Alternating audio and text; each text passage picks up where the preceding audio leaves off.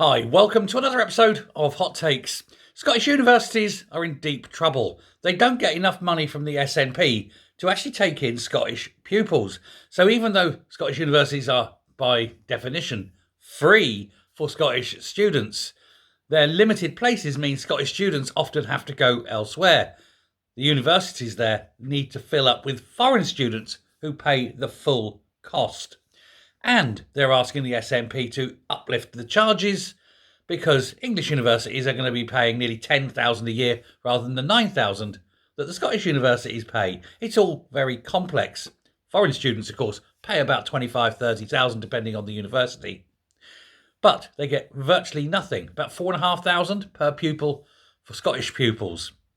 And so they say they're in a dangerous position. They're so broke, they may collapse and fail. Remember that universities are not part of the state system. They are private organisations. They require income.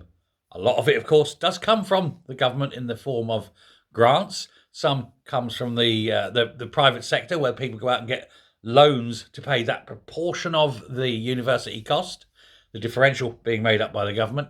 And some have bursaries or have very generous benefactors and things like that. They get their money from many sources. Some, of course, are exceedingly rich. They are landowners and things. They own a lot of money, they have a lot of assets, and they leverage them. So there's no problem for those ones. But that doesn't apply to them all. And so the Scottish universities have got together and they're asking the SNP for the one thing they're in desperate need of: money. And one of the things they want is to stop free education for Scottish pupils. They're saying it needs to go to a more assessed base. Those who can pay should pay, and they have special bursaries for the less well off. But that's sensible, isn't it? A millionaire's son should not be able to get a university place for free at the cost of someone who lives on an estate. Just seems unfair, but that's the system that they've put in place. Odd, isn't it? Well, what to do? I don't think there'll be much more money coming from Shona Robertson. She keeps complaining that she hasn't got any. So we shall have to wait and see. But I don't think anyone will be holding their breath. Thanks very much. Bye.